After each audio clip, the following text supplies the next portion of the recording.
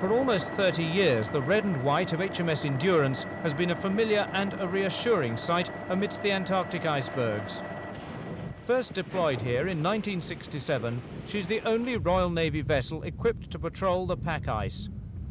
Often with only the whales or the seals for company, she and her crew have carried out vital survey work and have been high-profile representatives of British interests. If Antarctica is important to our country, then this ship's work is important, and the two are correlated. If you accept one, then you accept the other.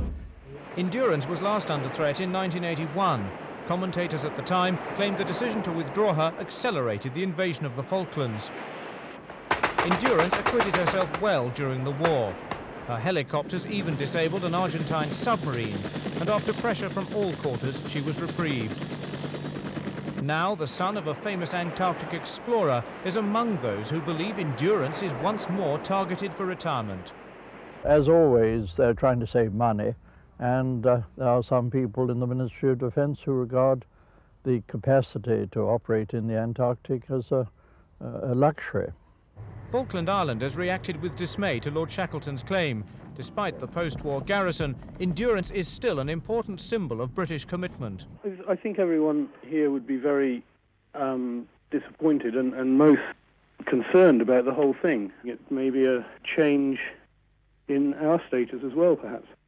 Endurance's crew will return from well-earned shore leave tomorrow. They may then learn whether their luck has held or whether Endurance is indeed to leave the Antarctic forever.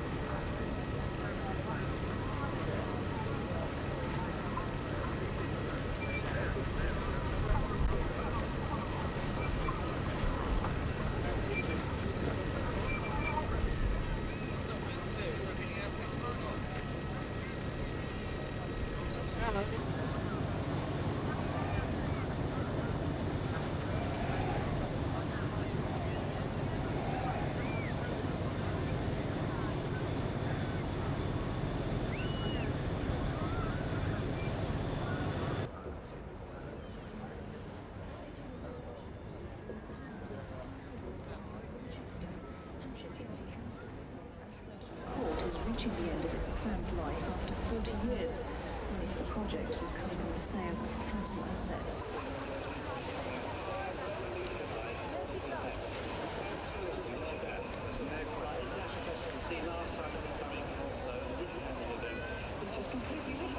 Well, absolutely. When you remember that actually the first Festival of the Sea in this country was held in 1996, where there were, I don't know,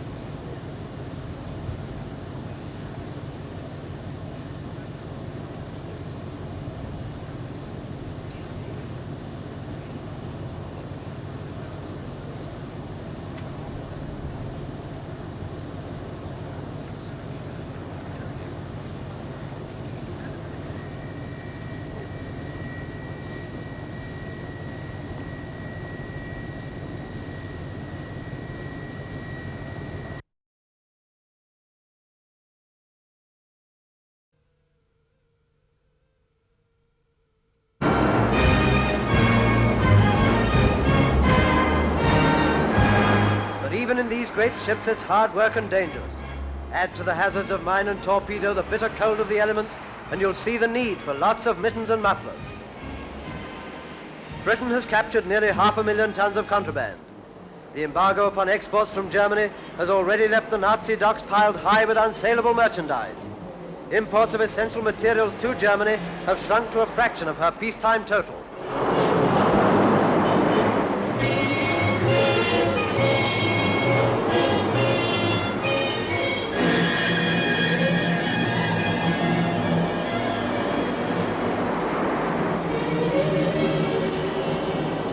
Yes, they form a majestic parade. Fair weather or foul, the fleet rides on. Day and night, these dreadnoughts thrash the swelling waters into foam, keeping secure the highways of our commerce. Britain has 2,000 ships always at sea. Every day, between 100 and 150 move in and out of the harbors of the United Kingdom, thanks to these grey policemen.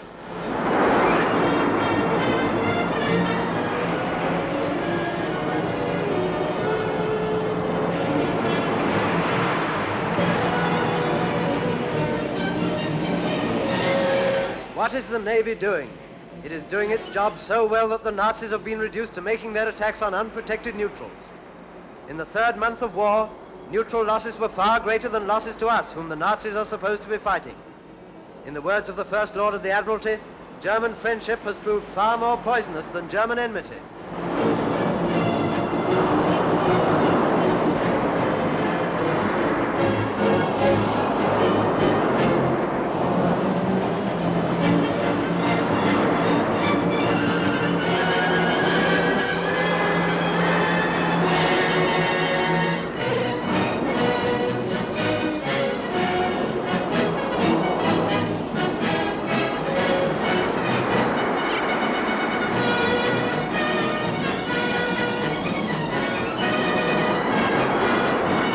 Up till now, the fleet has seen most of the action of this war, and they're doing a superhuman job in a way that we always knew they would. It's a way they have in the Navy.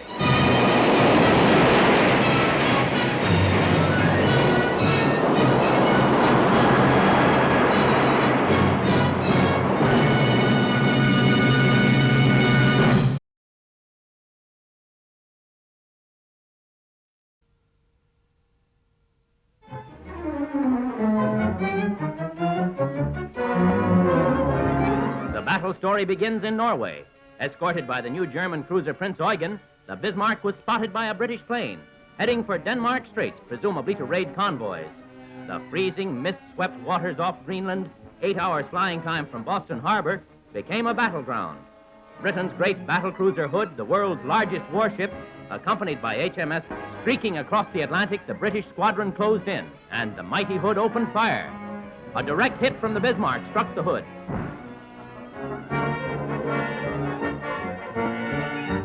Retreat for the Bismarck, herself damaged. Under cover of mist, she headed for Brest, where Nazi air power could protect her. Stunned by the Hood's loss, Britain wanted the Bismarck, and American-built flying boats scoured the vast Atlantic. Big consolidated flying boats, the British call them Catalinas, found the Bismarck. Ironically, Germany, the air power, had smashed Britain on the sea, and British air power sealed the doom of Hitler's naval hopes. 3 British fleets in far-flung bases got the word, the Bismarck is found, and raced to the kill, even leaving convoys in, showing no planes, scored a hit.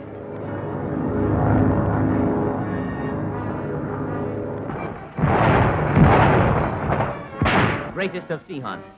And thoroughly aroused, John Bull went to work.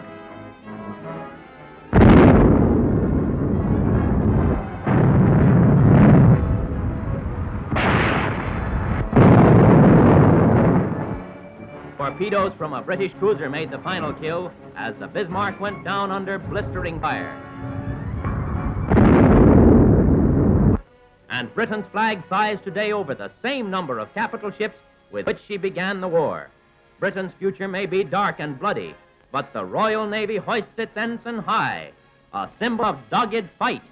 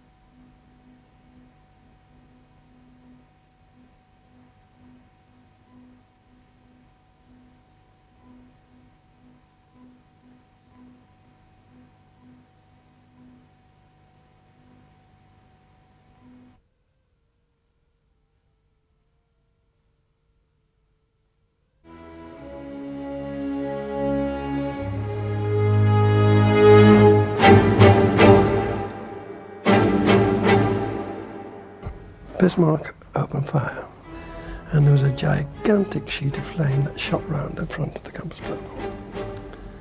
I felt myself being dragged down and down. The main memory is of that bow standing upright like that. The B turret just going with her. She was about 50 yards away. And the hissing and what have you, what that was going on around. And the thoughts of those men that were in there. Ted Briggs is on a journey. Today a tour of present-day naval power in Portsmouth Harbour. But he's about to embark on a much greater voyage. A personal mission to revisit the past. A chance to say goodbye to 1,400 crewmates who perished on the Hood. You heard of the Hood? No. I've heard about it, yes, but that's as far as I can remember back. It was sunk by the Bismarck in World War II, and almost everyone died. At 74, Ted Briggs is the last remaining survivor of an event that shook Britain to the core, and one that generations on still engenders respect. When you realised that the Hood was going to go down, what was the reaction? Sorry? What was the reaction of the men on board when you knew that the Hood was actually going to go down? There wasn't time. There wasn't time at all for anything? It was less than 3 minutes. Really? I'm very glad. Thank you. HMS Hood was a battle cruiser. Built towards the end of the First World War, she was still the pride of the British fleet in the Second. The young seaman Ted Briggs had fallen in love with her when he was just 13. She had visited his hometown in Redcar. He joined up 2 years later. I could see what a powerful vessel she was. So it was then that I decided I wanted to join the Navy. When the list went up, there were 6 of us from my class that were going to Hood. I was one of them. And I just couldn't believe my luck. It's difficult to describe the awe and affection, both, which she had in the minds and hearts of people in Britain. She represented something which was very, very dear to them, their pride in the Navy and what the Navy stood for. But Germany too had a symbol of power, the mighty Bismarck, launched in 1939. The Hood was dispatched to stop her turning the war in the Nazis' favour. The German battleship would be sunk, but not by the Hood. So you could see the little red dots with the flame outside, just like a marigold or something like that. And we suddenly realised that these were 15-inch shells, and they were coming our way. And the third salvo hit. And that hit at the base of the mainmast. The result of that was catastrophic. She just blew apart. Huge things were gun turrets weighing 1,000 tons went up in the air. It was a terrible sight. And even the Germans were moved. I mean, the British couldn't believe it, but even the Germans were moved, and the gunnery officer of the Prince Eugen turned to his colleague when he saw this and said, "Poor devils, poor devils." I felt myself being dragged down and down, and got to such a stage where you couldn't do any more. And then they suddenly seemed to shoot to the surface. Covered in oil, just Ted Briggs and 2 other sailors survived of an entire ship's company. The news reached Britain that evening. One of my mother's friends had heard it on the radio, and he came round to tell my mum, and she automatically thought I'd gone. But his survival was confirmed from Reykjavik, where only in hospital did reality dawn. Ted Briggs is looking forward to getting his sea legs back for when he joins up with the mission searching for the Hood. He hopes the expedition, which will not disturb the wreck, may provide answers as to why she went down so quickly, and why so few survived. The same as the other 2, I just couldn't take it in. And people even now say, but you You must have realised that there were others. There weren't. There were no others.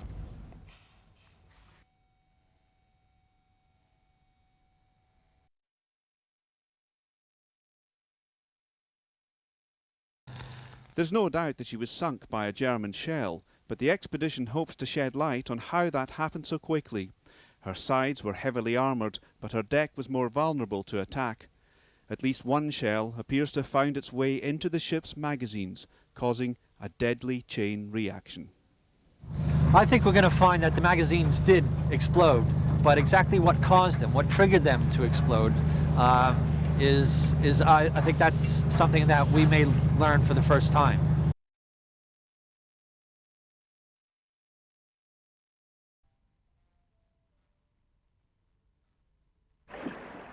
Follow the anchor chain along the seabed at 2,800 metres. And here lies HMS Hood. Lost in battle but found 60 years on, at least what's left of her. This is virtually all that remains of the bow, last seen pointing straight upwards as it slipped below the waterline, ending the life of the Hood and the 1,400 men who served aboard her. Now the bow lies on its side, detached from the rest of the fragmented and shattered hull, remnant of Britain's once finest battle cruiser. For the search team led by David Mearns, the discovery of the bow is a saving grace after the expedition stared disaster in the face. Earlier, their first major discovery is the largest surviving section of the ship, but there's no superstructure. Where there should be turrets, funnels and bridge, there is only a flat and implosion-damaged surface. Hood is upside down, the ultimate indignity. This is not the way we expected to see her. Expected to find the bow at all. We expected to find it upright. You know, I've looked at 45 ships in deep water and only found 2, and that were on their sides before. I've never found one completely turned over. And this is the one I wanted to find more than any. So to find her this way is it's heartbreaking. It's feared this may be all that remains apart from a mass of twisted, unidentifiable metal, as Hood was blown apart in a catastrophic explosion. For the search team, whose mission took 6 years in planning, the best hope now is to investigate the huge impact crater for other large pieces. Soon the underwater submersible locates the upside-down conning tower, stuffed into the seabed by the force of the impact.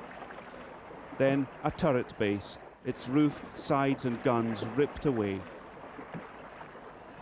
In the midst stands out the elevating handwheel, the once highly polished brass still preserving some of its sheen. As the remotely operated vehicle continues its lonely voyage around the wreck, the atmosphere in the control room is subdued. On everyone's mind is what it must have been like to have been aboard after a shell from the Bismarck did its worst. Hood went down in less than 3 minutes. No time for anyone to escape up ladders. Hatches are open, but hardly anyone gets out. There are just 3 survivors. I can't say I'm happy to see it because I think of what happens inside there. Lights are out, ship is vertical, you have no sense of orientation. Pressure is extremely high from air pressure and other things like that. And when a collapse occurs, it's very, very rapid. Much of the remnants are unrecognizable, a mass of twisted metal. The midships is known to have been obliterated. But then, another remarkable find, 700 meters from the upturned hull. Slowly, a shape is made out coming into view. It's the stern, planted partly upright into the seabed, the ensign staff still intact. The planking too has somehow survived. Further down, one of the 4 propellers which turned for the last time at around 6 AM on the 24th of April, 1941. Revealed too the rudder, fixed in time on a turn to port. Then, buried among the debris, almost unseen, the symbol of a ship's personality, the bell. In salvage operations, it's normally a prize trophy, but not this time. The strict look, don't touch policy ensures the bell stays where it is. As the northern horizon holds position around the plotted area, Mearns has to break away from the team to fulfill a promise. To call on the satellite telephone the last remaining survivor of the sinking, Ted Briggs. And I just thought you'd like to know, I've just spent the last hour looking at pictures live from the seabed of your ship. Slowly, more and more identifiable images appear through the waters, from destroyed turrets to munitions and the main mast. But such is the destruction that some of the key questions about what caused Hood to blow apart so violently may never be answered. We've been able to confirm that the Admiralty reports that were written during the war were basically correct. We weren't able to establish exactly the precise mode where the shell might have hit and killed the Hood. But what we can say, and this is a mystery that has been solved, I think, is that we found her rudder so pointing that she seems to have been doing a turn when she sank, and that was a bit of a mystery up until now. Why is that significant? Because as she turned, she would become rather more vulnerable to German shells coming in from the starboard side. We may never know fully what happened to HMS Hood, but one thing is clear: the destruction caused by the explosion was even greater than previously thought. As such, the wonder is not that so few survived, but that anyone survived at all. Before the team finish here, a plaque will be laid on the wreck in a ceremony attended, it's hoped, by Ted Briggs, where, for a while, he'll be able to stand and look down below as he's reunited with the vessel he watched disappear, along with nearly all his shipmates.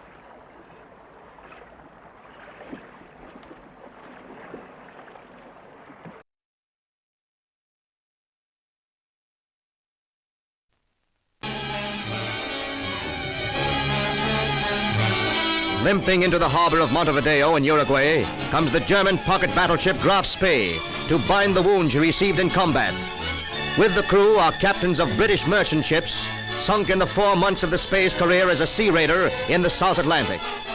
For the German sailors and the Graf Spee's commander, Captain Hans Langsdorff, the first naval battle of the present European war has ended in defeat. In their encounter with 3 British men of war, 60 of the sailors aboard the Spee were wounded. They are being taken to hospitals in Montevideo. But 36 of their comrades rest in simple pine boxes draped with swastikas. A detachment of Marines and seamen land in Montevideo to give their dead the burial of fighting men. The coffins are loaded on trucks while the surviving seamen and Marines go in buses to the cemetery. Among the mountains of flowers is a wreath from the British sailors against whom they fought. A Uruguayan guard of honor stands at attention among the graves of Germans who died here in days of peace. Hundreds of German citizens attend the ceremonies at the grave, which are directed by the Nazi minister Otto Langmann and members of his staff. The German fighting men came unarmed to pay last tribute to their dead comrades. Captain Langsdorff watches in silence as the boys he once commanded find final peace. And 72 hours after the Graf Spee ran into port, she's headed seaward. European warfare on an American stage brings out a large audience. But the climax comes as a surprise. Flames right the end of the Graf Spee, one of the proudest ships of the German Navy. Scuttled, her sea valves opened, put to the torch by her own commander.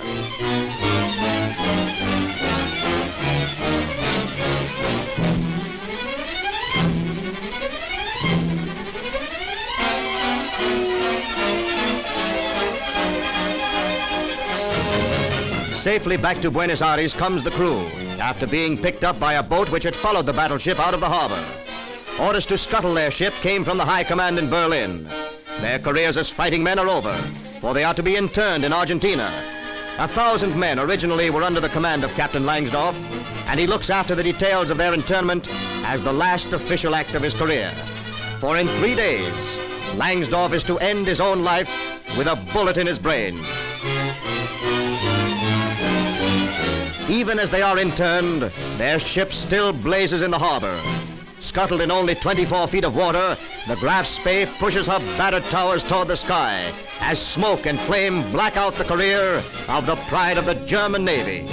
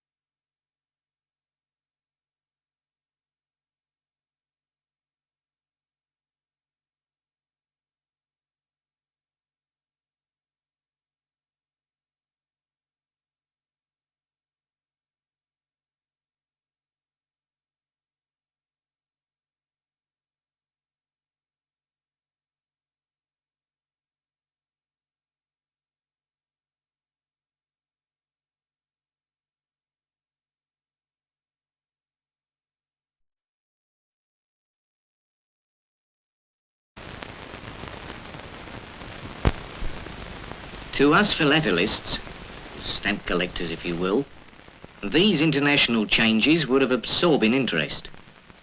And at home the situation was without parallel in our history. They had to print 3 different heads on our stamps in less than 1 year. Freak of course, but remarkable.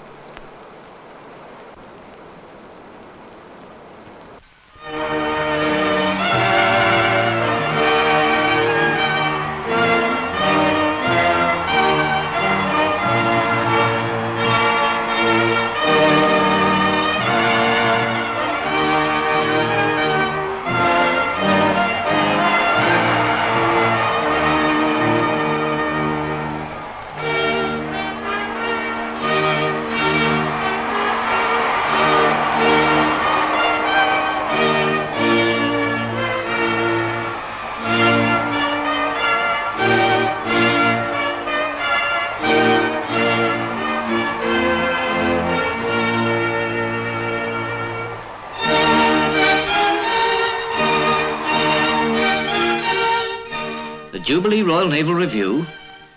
As if I could ever forget it, old man. They say Broadcasting House was in a terrible state that night. I imagine he got a terrific rocket for it afterwards. I can hear him now. The fleet's lit up.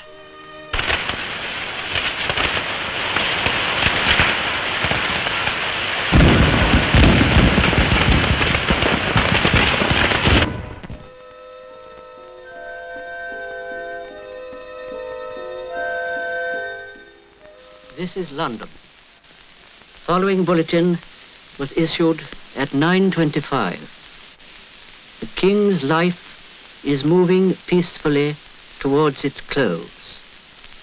Signed, Frederick Willans, Stanley Hewitt, Dawson of Penn.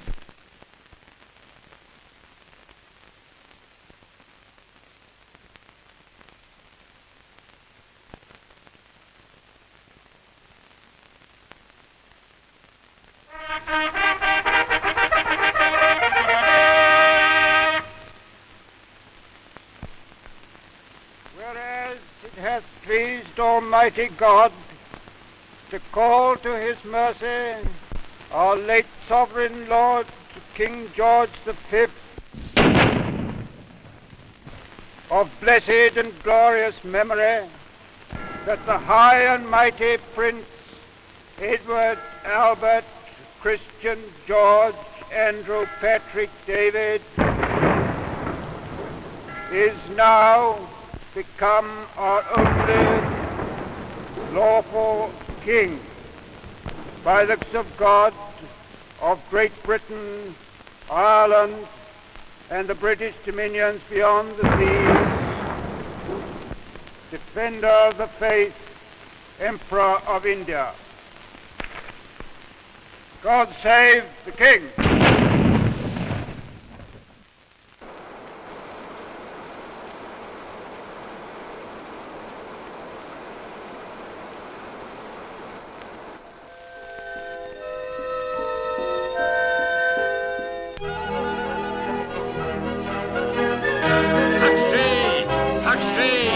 Read all about it.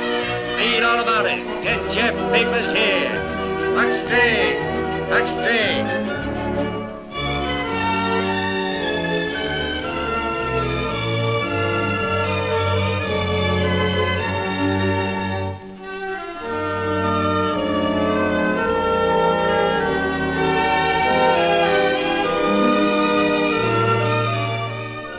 You all know the reasons which have impelled me to renounce the throne.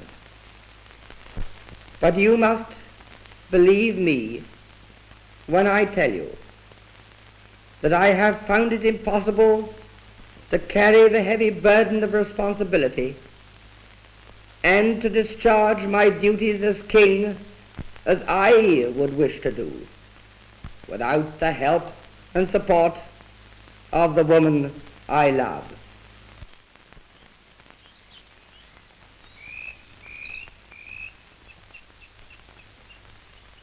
Yes, from a stamp collector's point of view, these were stirring times, with promise of even more exciting things to come.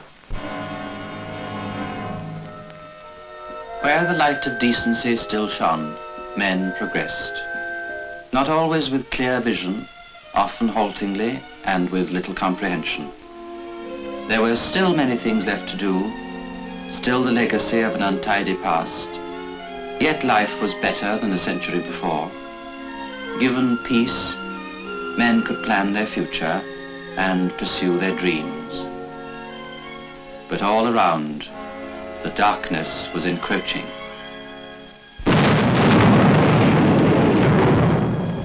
In China, Japan waged ruthless war. Primal cruelty was practiced with modern skill. And from the clouds dropped death.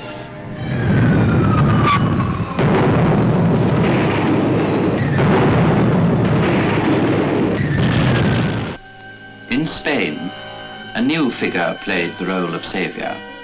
Under Franco, fascism marched forward on its way to power.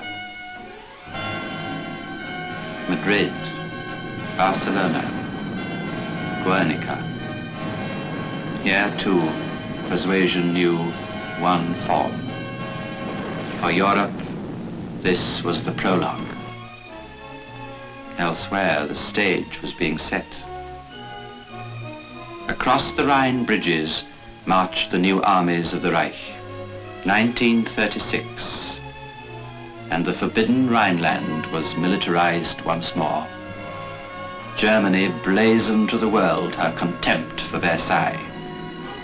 Once again, conscription, rearmament.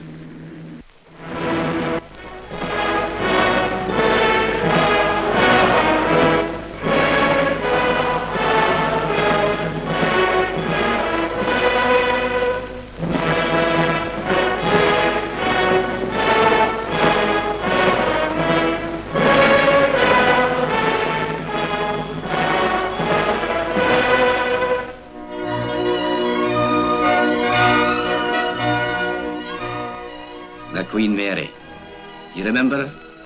Canada 534. We finished her after all.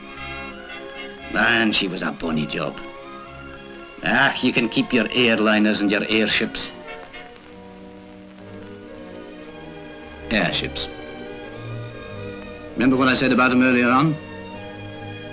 Now just watch this one.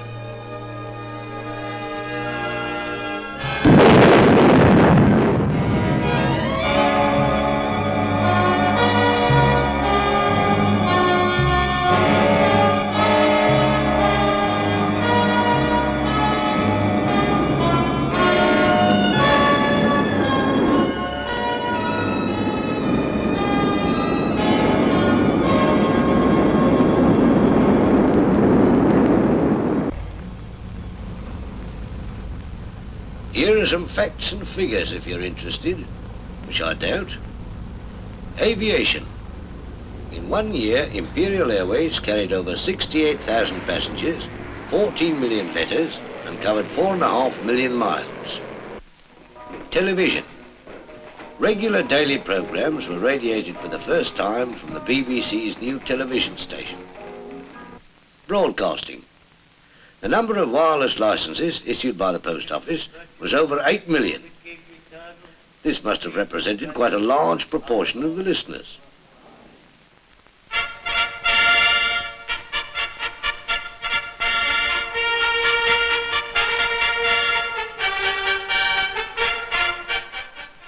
The Archbishop, assisted by the other bishops, moves down from the altar.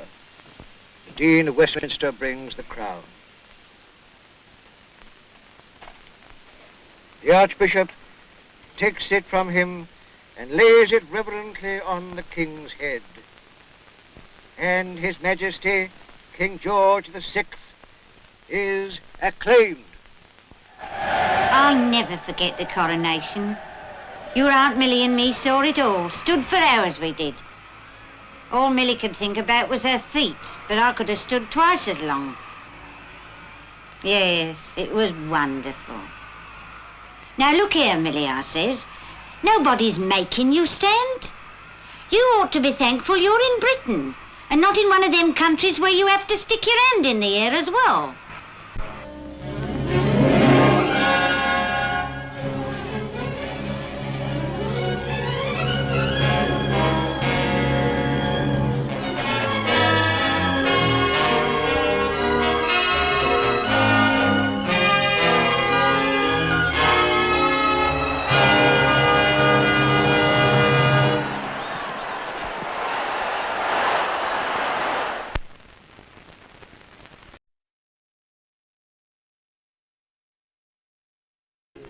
What lies beyond the horizon? This question has always inspired the adventurous. Let's take a look. Yes, you've got to take the rough with the smooth if you go to sea. But after the storm, the calm. Southward, through blue seas, under clear skies, towards strange romantic lands. Gone are most of the hardships of the days of Drake. Today there is good food, and even ice cream to follow. For those who want it, grog. A call at Malta, Alexandria, and then through the Suez Canal, further south to Bombay, Sydney, Hong Kong. In ports all over the world, you will make new friends, find new excitements. The spirit of adventure still lives. If you long to find out what lies beyond the horizon, join the Navy and see the world.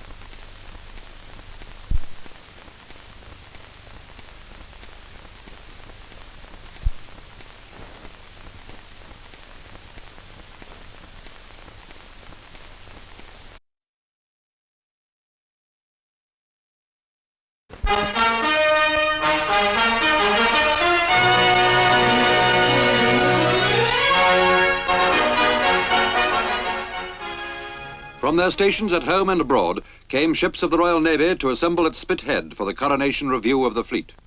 This is the battleship HMS Vanguard.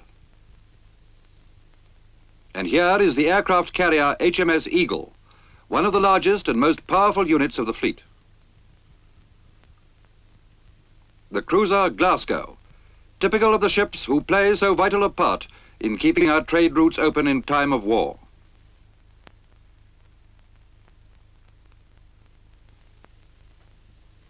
The mine layer Manxman, famous for its wartime dash to Malta with food supplies. This is one of the daring class ships, fast, hard-hitting vessels all equipped for anti-submarine attack. Then, steaming in line ahead, came the frigates. This class covers what were formerly known as sloops, corvettes and Hunt-class destroyers. Their main purpose is anti-submarine and anti-aircraft work. This is a minesweeper of the Algerine class, one of the many whose never-ending task in wartime is so arduous. Fast patrol boats were to be represented at Spithead. These are descendants of the coastal forces which did such fine service in the war years. There too were submarines of all classes.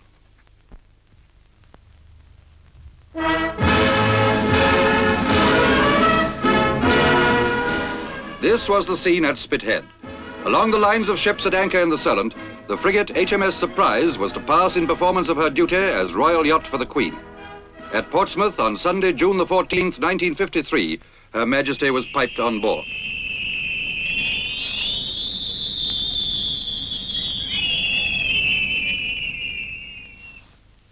Later, the Duke of Edinburgh joined the Queen, who received captains of many of the ships present.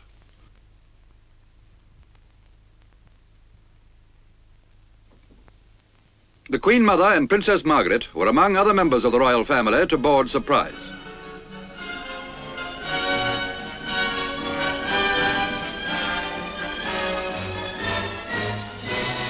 At 3 p.m. on June the 15th, Surprise, flying the Royal Standard and the Admiralty flag, drew slowly away from the jetty, and the Queen and the Duke of Edinburgh made their way to the saluting platform.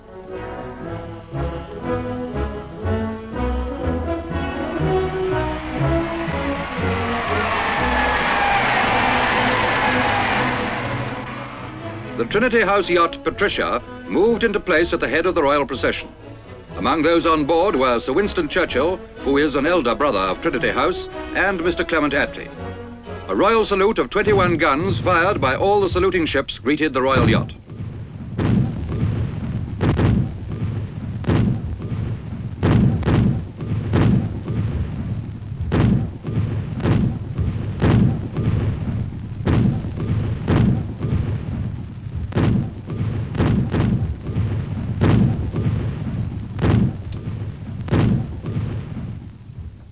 Minesweepers such as HMS Welcome on the left were among the first ships reviewed by the Queen. Here is a fast patrol boat. Then Surprise turned to pass between the lines of carriers and ships of foreign fleets towards Vanguard, the ship who had taken the Queen when she was Princess Elizabeth to South Africa. Vanguard was the flagship of the home fleet.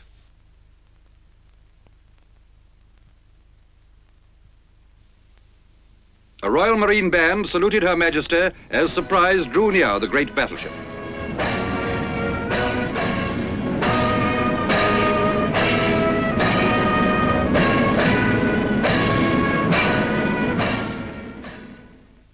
As Surprise came near, each ship, British and foreign, gave 3 cheers for Her Majesty.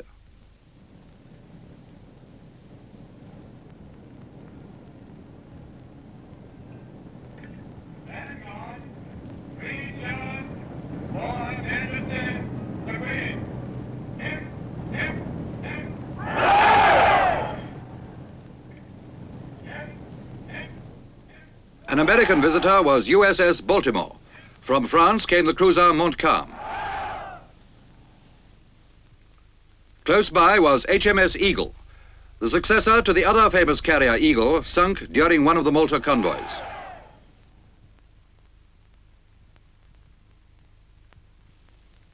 Other ships who escorted Surprise included the navigational training ships Starling and Redpole, the radio trial ship Fleetwood, and the frigate Helmsdale.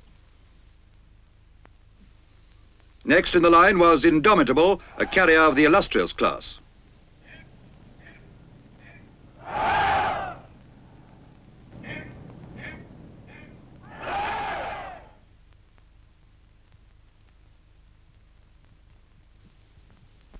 The Soviet Union sent their new cruiser Sverdlov to the review. She was making her first visit to a foreign port since she went into commission 2 years ago. Very few details have been released about Sverdlov, though 12 6-inch guns form part of her armament.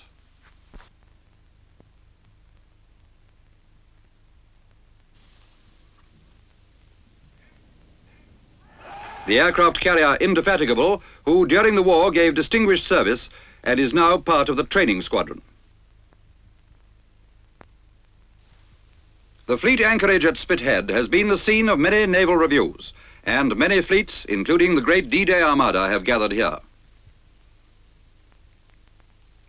The Italian training ship Amerigo Vespucci provided an echo of the past at the 1953 review and was perhaps the most picturesque vessel present. Her crew manned the yards high above the deck as Surprise passed by. The depot ship Adamant is a floating base for submarines.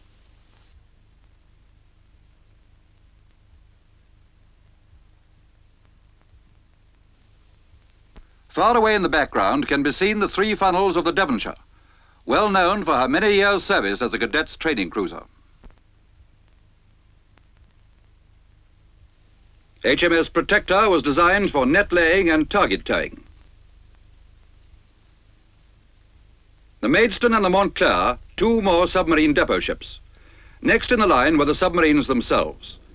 Even as the review was taking place, came news that HMS Andrew, an A-class submarine, had performed the magnificent feat of crossing the Atlantic underwater, a voyage of 2,840 miles.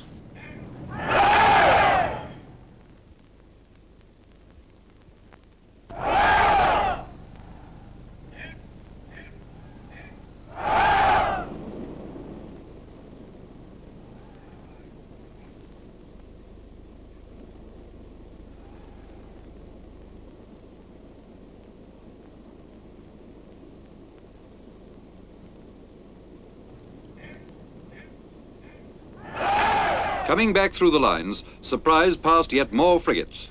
This is HMS Brocklesby. Next to Brocklesby was anchored the frigate Orwell.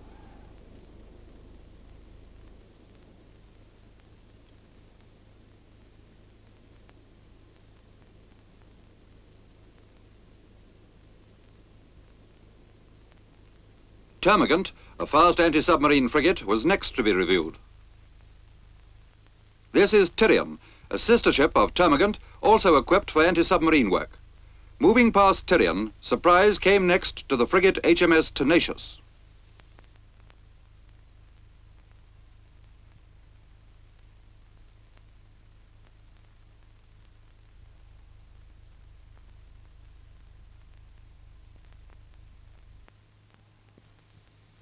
This is the destroyer St. Kitts, one of the battle class. Her high speed and great maneuverability make her a suitable craft for almost any duty.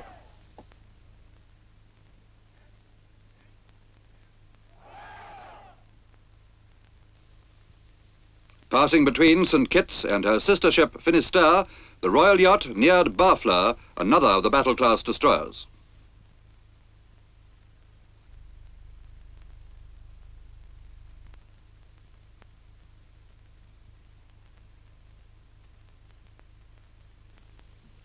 Next to be reviewed were anti-submarine escort destroyers of the weapon class. This is Crossbow.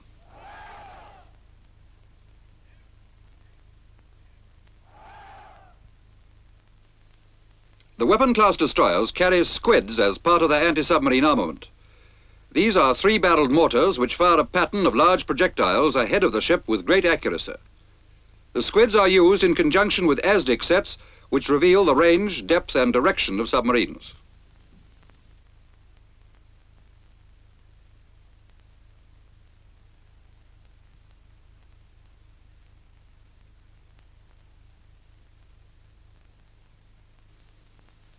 In the far distance, ships of the Commonwealth fleets were anchored. Canada, Australia, New Zealand, India and Pakistan were all represented in this splendid tribute to the newly crowned Queen. The gallant veteran Devonshire was next to salute Her Majesty. This is the cruiser Sheffield.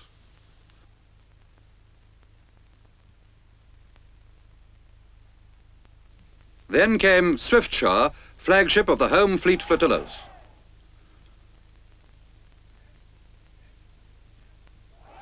In the background, the fast mine-layer Manxman.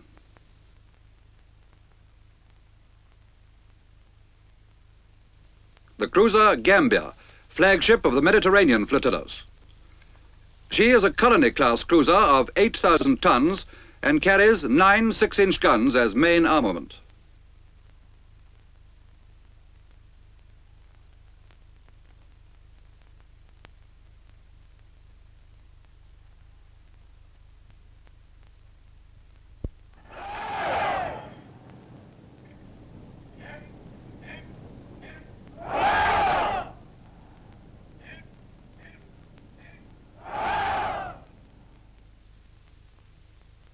In the background is the light cruiser Dido, flagship of the reserve fleet.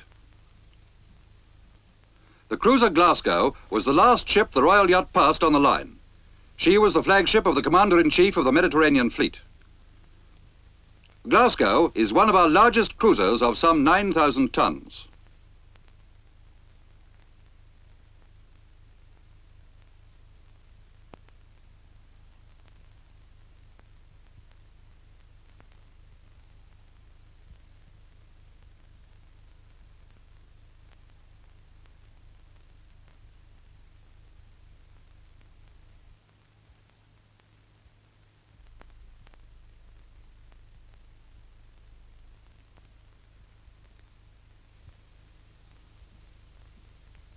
Surprise anchored only a short distance from Vanguard. The Royal Yacht had travelled about 14 miles on her journey up and down the lines of warships. There was still one more part of the Royal Navy to salute the Queen, the Fleet Air Arm. Heading a great fly-past came Dragonfly helicopters. These aircraft are much used by the Navy for rescue and fleet communications work.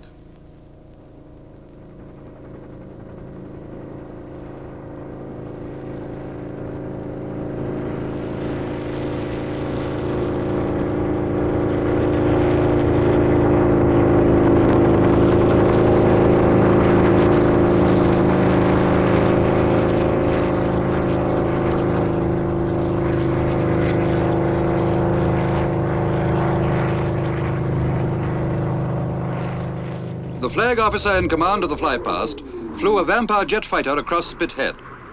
The Royal Naval Volunteer Reserve, the Royal Canadian Navy, and the Royal Australian Navy all took part in the fly-past. More than 300 planes flew in salute, including Fireflies, Sea Furies, Sea Hornets, Sky Raiders, Avengers, Meteors, Attackers, and Sea Hawks.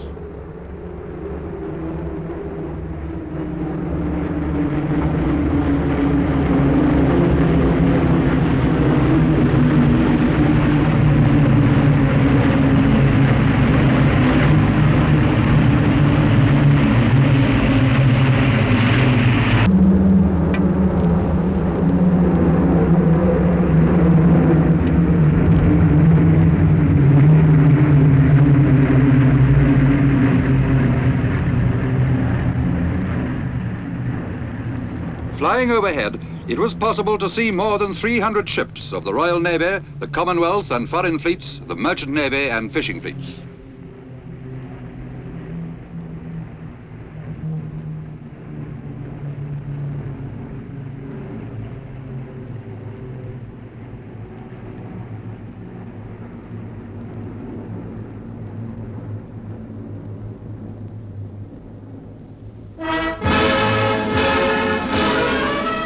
During the evening, Her Majesty the Queen transferred from Surprise to Vanguard for dinner. But the Fleet Review celebrations had not yet ended. As darkness fell, final preparations were made to illuminate the ships.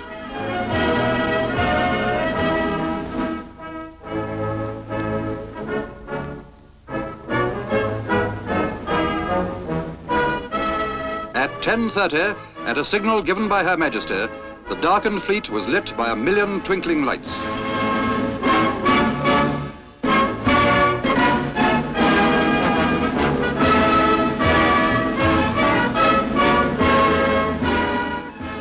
And then, in final tribute to Her Majesty, thousands of fireworks were set off, a glittering finale to the coronation review of the fleet.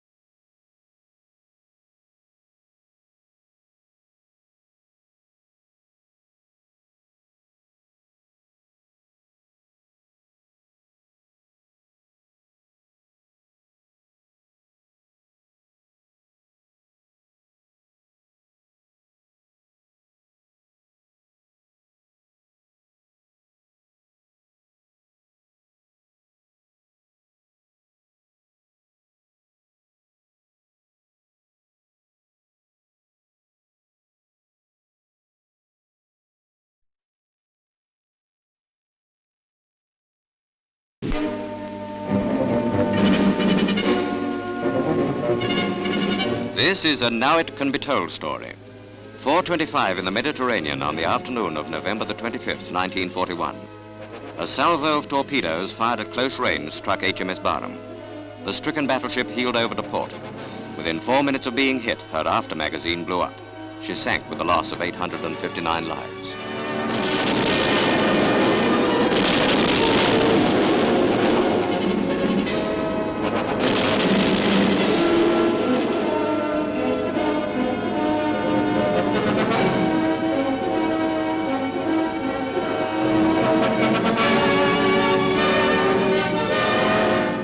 The cause of the final explosion has never been ascertained. Probably it will never be known. Barham was the only British battleship sunk at sea by a German U-boat during this war. The only time a submarine beat the Royal Navy's destroyer screen. There have been no more poignant pictures than these.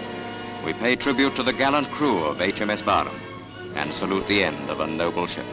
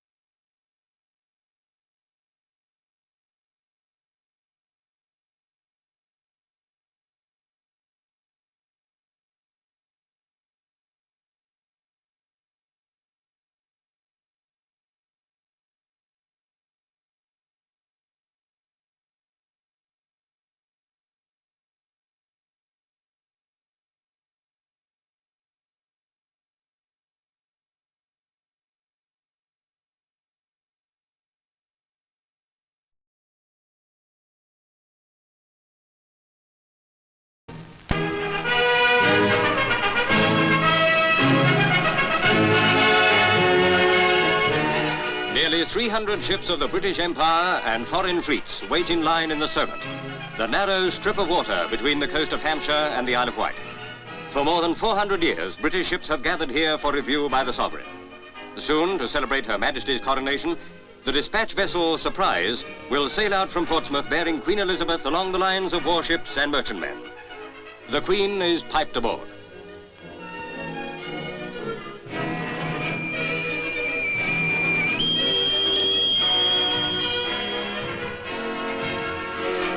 On board Surprise, Her Majesty receives captains in command of many of the ships that lie at Spithead. The Duke of Edinburgh, who saw active service with the Navy in wartime, wears the uniform of an Admiral of the Fleet. Among the foreign officers received by the Queen is Captain Rudakov of the Russian cruiser Sverdlov.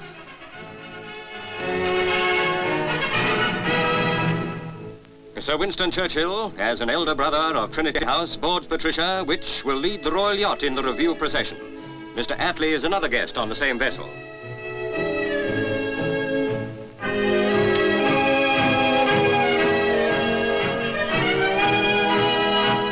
Also aboard Patricia is Earl Alexander. Slowly, Surprise draws away from the jetty and moves towards Spithead. The Coronation Naval Review has begun. As the crowds ashore surge forward for a glimpse of the Queen, Her Majesty waves a greeting from the saluting box.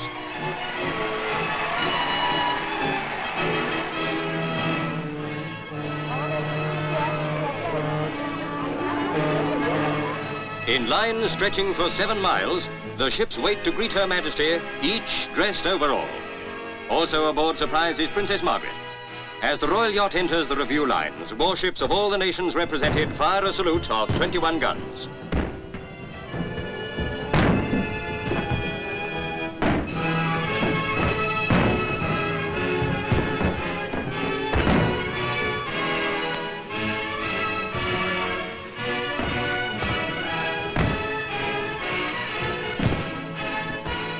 Past the mighty battleship Vanguard, flagship of the home fleet, steams Surprise heading down the line of foreign warships.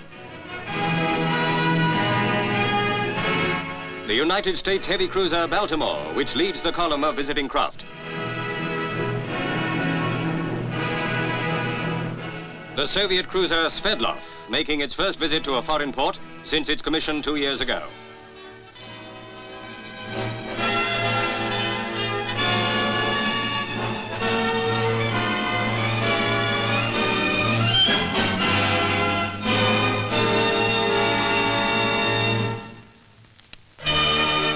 The Queen Mother chats with Lady Mountbatten as Surprise moves slowly along the line of mighty aircraft carriers.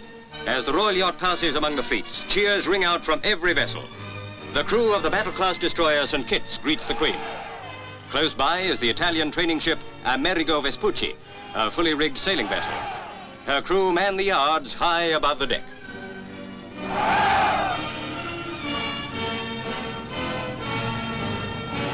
Also aboard the royal yacht are the Duchess of Kent and her daughter, Princess Alexandra.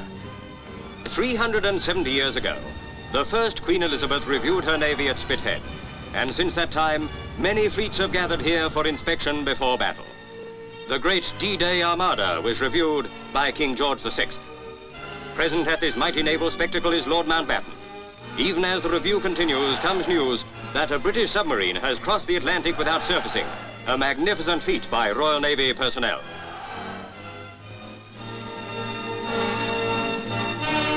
Now comes a great fly past by 300 naval aircraft. First, Dragonfly helicopters, many of which were used for rescue work during the flood disaster in Holland.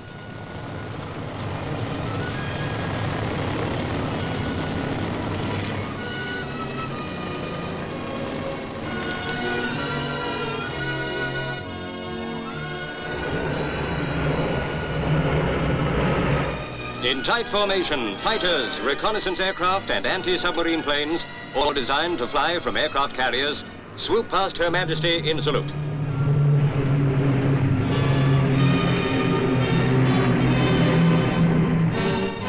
When evening falls, the fleet gets, dare we say it, lit up, and the whole of Spithead is aglow. At a given signal, the huge firework display begins.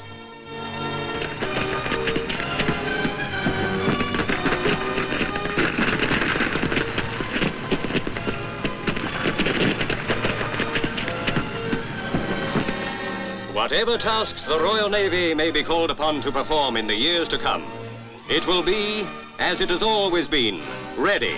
Aye, ready.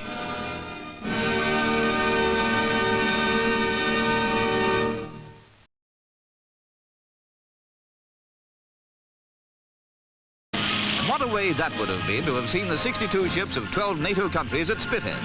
This was the scene of the 20th anniversary review of NATO naval forces. The weather was fine, and the ships, dressed overall and spick and span, made a grand sight as the Royal Yacht Britannia steamed up and down the lines of fighting ships to acknowledge each in turn. Her Majesty, Prince Philip, Princess Anne and Lord Mountbatten readily posed for photographs on this remarkable and impressive occasion. The NATO Secretary-General, Manlio Ambrosio, sat next to Defence Minister Dennis Healey. For everyone present, this was a memorable time. On the United States carrier Wasp, officers and crew lined up as Britannia neared. The Queen, as Lord High Admiral of the Royal Navy, was to pass by all the 62 ships and acknowledge their 14,000 officers and men.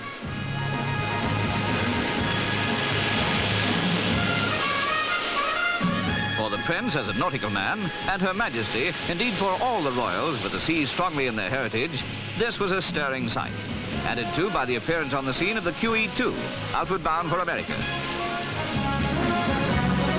Back to the business at hand, the Italian cruiser Andrea Doria.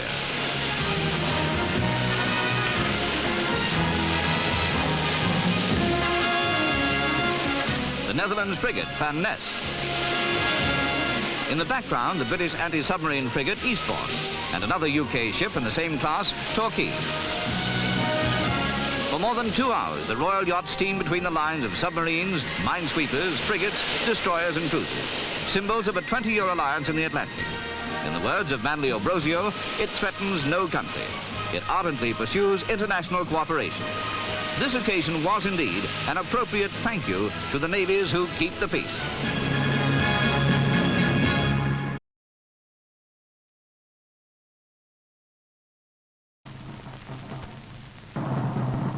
His Majesty King George V of England has died at his Norfolk home, and the news comes as a staggering blow to all the peoples of the British Empire.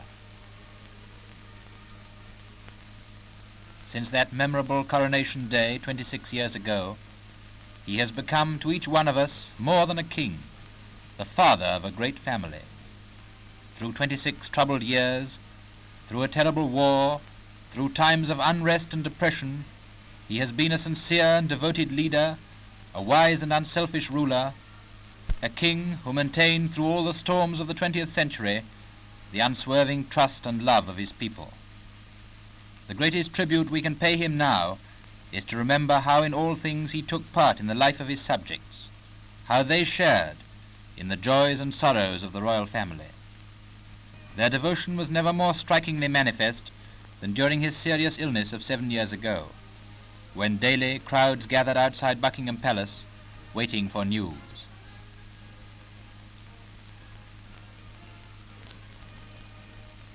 And when at last His Majesty was recovered sufficiently to go to Bognor, he travelled in an ambulance with curtains drawn back so that he might be seen by the quietly cheering crowds who lined the route from London to the sea. It was a proudly smiling King and Queen who watched with 100,000 of their subjects the opening of the British Empire exhibition at Wembley. And later in the day, His Majesty's clear voice was heard by millions in one of the first of the broadcasts which have brought him so very close to us all. One of each year's most brilliant military ceremonies was when His Majesty took the salute on his birthday at the trooping of the colour on Horse Guards Parade. But it was not only in great national ceremonies that their Majesties mingled freely with their subjects in all the simplicity of their greatness. There must be few cricketers in all parts of the world who have no happy memories of the King's smile of welcome and warm handshake. But above all, perhaps, was his love of the sea, gratified for a short time each year aboard the royal yacht Britannia. Patrons of all great feats of engineering, their Majesties went to Lancashire for the official opening of the Mersey Tunnel. And again they gave their support to British engineering when they went to Clydeside for the launch of the Queen Mary.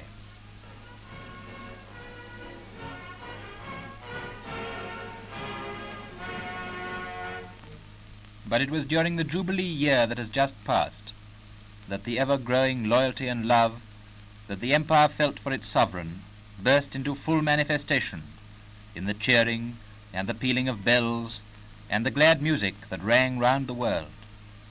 On Jubilee Day it was clear that there was no man alive to whom more hearts and minds in all the nations of the world wished happiness and strength than King George of England.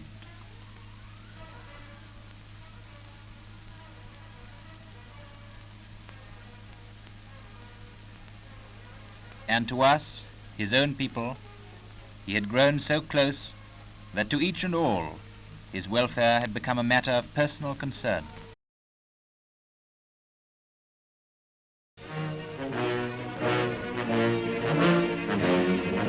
For week after week of arduous days, the Navy has been preparing to make the Coronation Review the greatest in its history.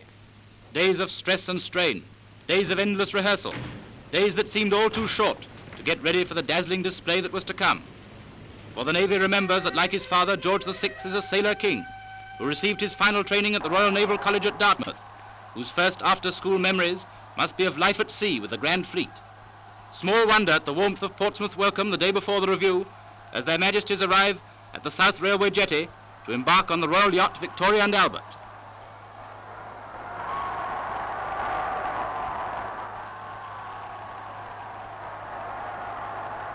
At the exact spot where King George V walked up the gangway only 2 short years ago, his sailor son is piped aboard.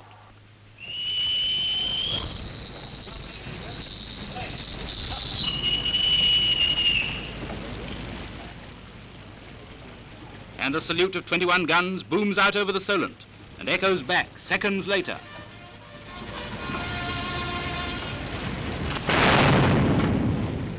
The next morning dawns dull and grey to find His Majesty receiving the Navy's high officials, the Dominion captains, and the 17 commanders of the foreign battleships sent to celebrate his coronation and to grace his review, while a few feet away Princess Elizabeth talks to the King's aide, Lord Louis Mountbatten, a picture of childhood interest in the mighty fleet which lies out in the bay, in all the power of its massive immobility.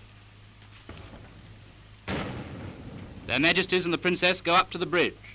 Slowly the Victoria and Albert steams out of Portsmouth harbour. A pale sun comes out to shine on grey steel and coloured bunting. As our camera takes to the air, 6 miles of warships unroll against a curtain of grey mist, out of which presently will roar the vibrating thunder of the Navy's salute to its King.